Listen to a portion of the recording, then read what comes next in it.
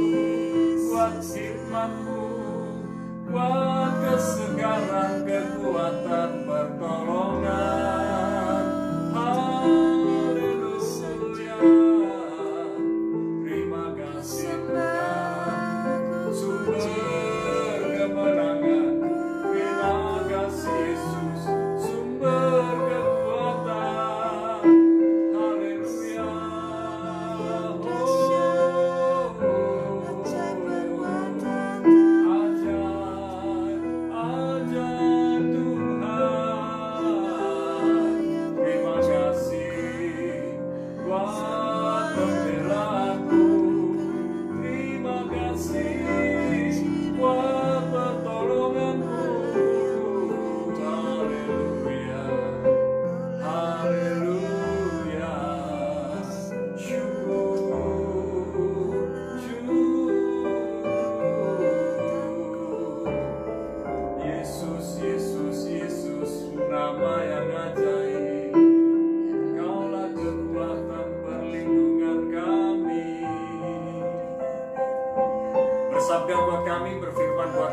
Tuhan.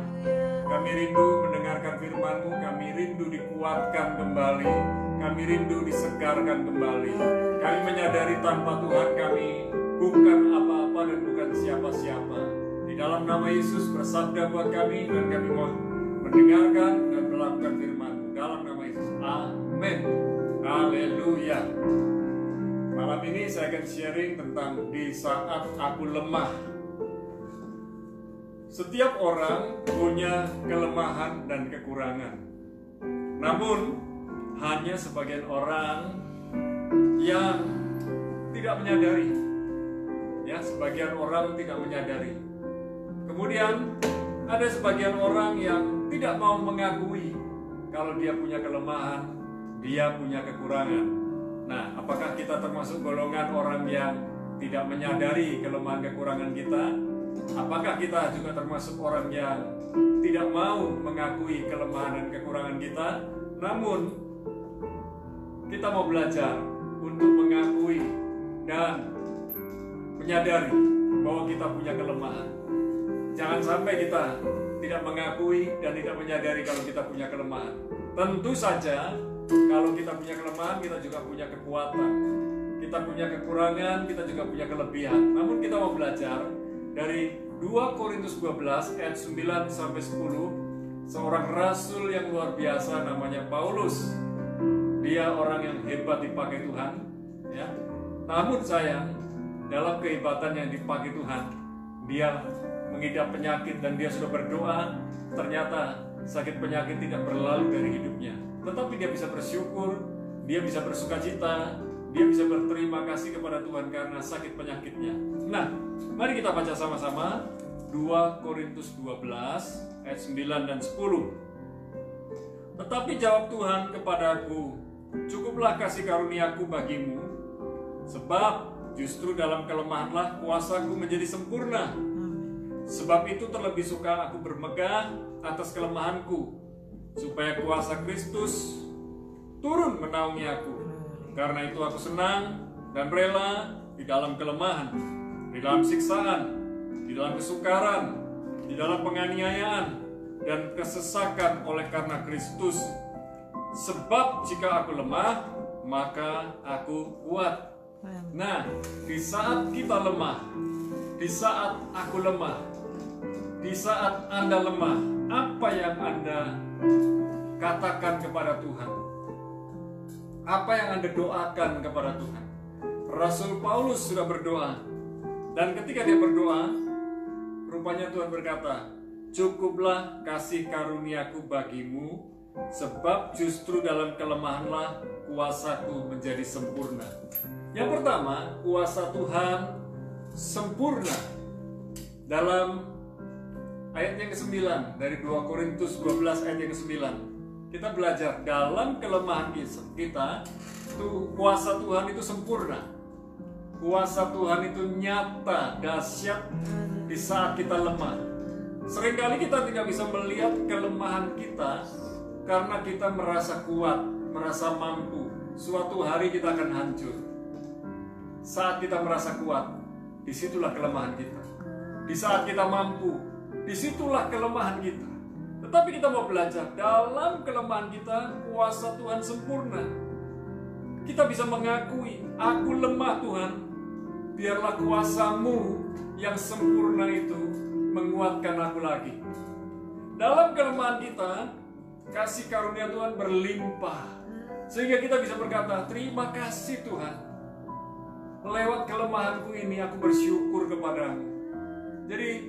Jadi hari ini, malam ini, saat ini, kita tidak perlu lagi mengeluhkan kelemahan-kelemahan kita, tapi bersyukurlah. Karena lewat kelemahan ini kita makin mengakui kedahsyatan Tuhan. Nah, kekasih Tuhan, dalam kelemahan kita, Tuhan yang menguatkan. Saat kita jujur berkata, aku lemah, aku gak mampu, aku gak bisa, Tuhan menguatkan kita, Tuhan meneguhkan kita. Apa yang menjadi pergumulan saudara, apa yang menjadi ketakutan saudara, apa yang menjadi kelemahan saudara, apa yang menjadi kekhawatiran saudara, apa yang menjadi kekecewaan saudara, serahkan itu kepada Tuhan, berikan itu kepada Tuhan. Tuhan akan mampukan saudara untuk melewati. Tuhan menguatkan saudara.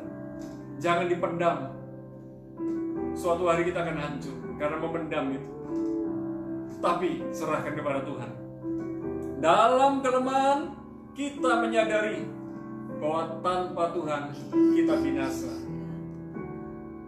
Kita dari debu dan tanah, suatu hari akan kembali kepada debu dan tanah, kecuali roh kita yang akan kembali kepada Tuhan jikalau kita hidup dan berjalan bersama dengan Tuhan.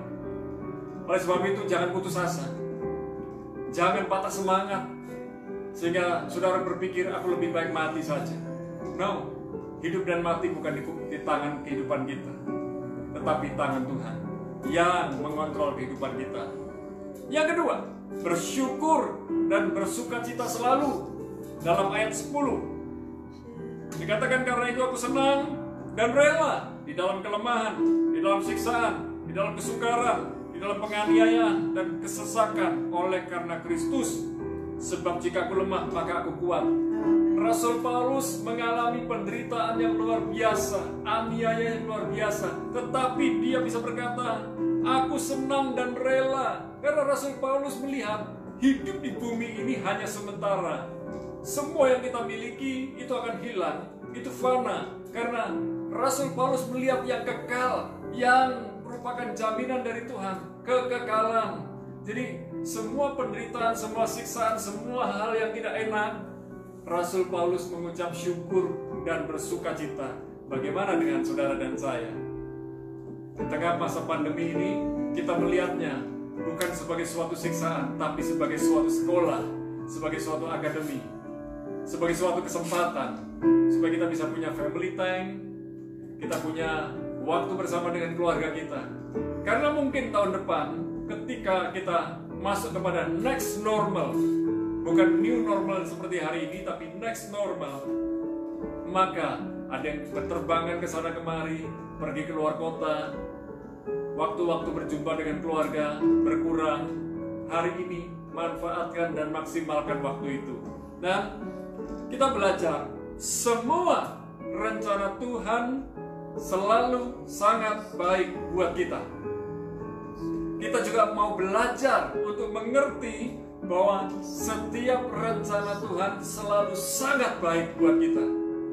Kalau kita bisa mau mengerti rencana Tuhan, maka kita bisa bersyukur. Kalau kita hari ini mengalami sesuatu yang tidak pernah kita harapkan, ketika kita bisa bersyukur, Tuhan menghiburkan, menguatkan kita. Apapun boleh terjadi, yang paling penting adalah Tuhan bersama kita. Immanuel, God with us, itu yang paling penting. Kalau kita menyadari Tuhan bersama dengan kita, Tuhan yang ganti perang buat kita, Tuhan yang menerobos buat kita, kita tidak perlu takut lagi. Tetapi sadarilah, kita harus bergantung kepada Tuhan, kita harus melekat dengan Tuhan. Semua rencana Tuhan dalam kehidupan kita, satu demi satu akan tergenapi. Jikalau kita mau berjalan bersama dengan Tuhan. Kalau kita mau nurut dengan Tuhan, lewati badai, lewati topan. Kita tidak mengusir badai dan topan itu berlalu, tapi kita mau menari di atas badai dan topan itu. Mindset kita berubah, pola pikir kita berubah. Kalau kita tidak bisa mengusirnya, mari kita bisa berdampingan. Dan kita harus waspada, tetap waspada, jangan gegabah.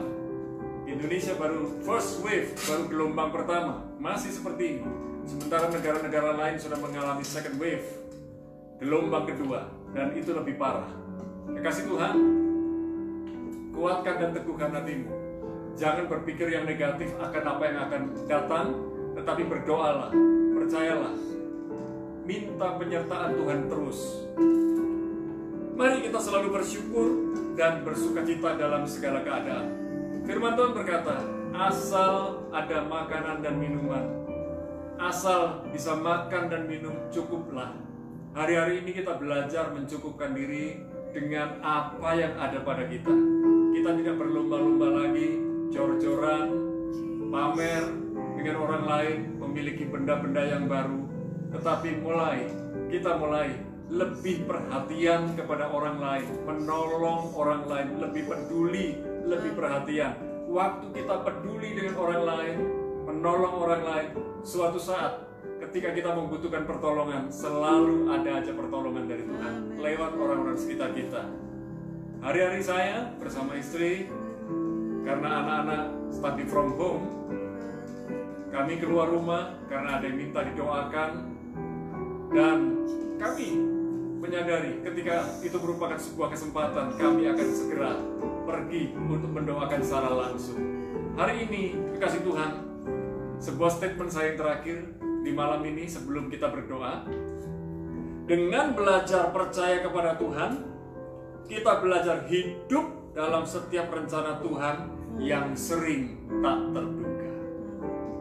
Belajar percaya, bukan sekedar believe, tetapi trust. Trust in the Lord with all your heart. Percayalah kepada Tuhan dengan segenap hati.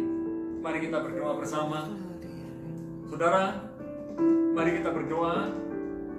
Berdoalah kelemahan-kelemahanmu, akui di hadapan Tuhan.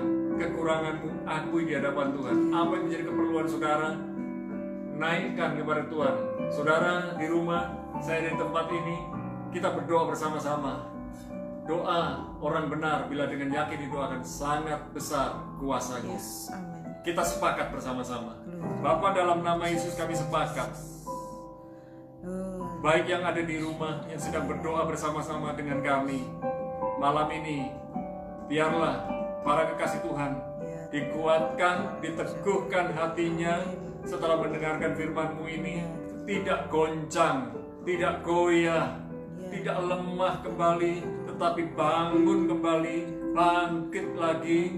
Dan kami berdoa, yang sedang sakit Tuhan menyembuhkan, yang sedang lemah Tuhan kuatkan, yang sedang bingung Tuhan memberikan jawaban, solusi, kekuatan, ketenangan. Dan bagi yang sedang bergumul masalah pekerjaan, Tuhan sudah menyediakan pekerjaan yang terbaik. Bahkan dari rumah pun para kekasih Tuhan dapat diberikan hikmat, kreativitas dari Tuhan untuk bekerja. Dan kami minta urapan Tuhan, kuasa Tuhan, otoritas Tuhan turun atas kami. Dan kami mau berjalan bersama dengan Tuhan senantiasa. Pimpin kami, bimbing kami, tuntun kami. Dan biarlah Tuhan yang ada di depan kami. Kami mau ikut Tuhan. Kami mau ikut rencana Tuhan. Kami mau ikut kehendak Tuhan. Terima kasih Bapa. Bagi yang sedang mengalami gundah gulana hatinya, kekecewaan, kepahitan, biarlah kesembuhan jiwa di dalam nama Yesus terjadi. Dan roh yang bukan berasal dari Tuhan kami patahkan kuasanya dalam nama Yesus. Malam ini kemerdekaan terjadi. Buat yang sedang sakit, merdeka dalam nama Yesus. Buat yang sedang terikat dengan iblis, di dalam nama Yesus aku perintahkan, lepaslah kau di dalam nama Yesus. Bebas. Dan hari-hari ini yang sedang masalah keuangan, Tuhan, Engkaulah sumber berkat yang terbaik. Biarlah anak-anakmu dapat mengontrol berkat-berkat yang Tuhan sudah berikan, sehingga dapat mengelola dengan benar dan baik. Kami berdoa sekarang buat para kekasih Tuhan yang bekerja sebagai pemimpin perusahaan, pemimpin toko, maupun karyawan. Tuhan sudah memberkati mereka dengan hikmat, dengan kekuatan, dan mereka punya hati yang melayani. Sehingga ketika mereka melayani pelanggan mereka, orang-orang yang mereka layani, Tuhan sudah memberkati mereka dengan cara yang ajaib. Dan kami berdoa di bulan ini, biarlah Tuhan menyatakan pembedaan orang yang hidup benar kepada Tuhan dengan orang yang tidak mengandalkan Tuhan. Kami berdoa, orang yang benar, orang yang mengandalkan Tuhan, hidupnya makin naik dan bukan turun. Terima kasih Tuhan, pertolongan-Mu, pembelaan-Mu sungguh ada. Kami menyerahkan bangsa Indonesia dalam tangan Tuhan. Lewat kepemimpinan Bapak Presiden Jokowi, Tuhan sudah memberkati negeri Indonesia. Dan kami mau menyongsong hari esok. Dan biarlah malam ini kesehatan dari Tuhan, kekuatan dari Tuhan, hikmat dari Tuhan, segala pertolongan pembelaan yang datang dari Tuhan menyertai kami. Dijauhkan dari malapetaka, dijauhkan dari kecelakaan, dijauhkan dari penipuan, dijauhkan dari perbuatan-perbuatan jahat. Tetapi datanglah segala berkat dari segala penjuru mata angin, segala berkat yang tidak kami duga, karena Tuhanlah sumber berkat itu Kau nyatakan dalam kehidupan kami. Sekarang turunlah berkat-Mu di dalam nama Bapa, Putra, dan Roh Kudus. Kami menerimanya dan mengucap syukur di dalam nama Yesus. Sama-sama katakan amin. Tuhan kekuatan dan penghiburan saudara, Tuhan Yesus memberkati. Haleluya.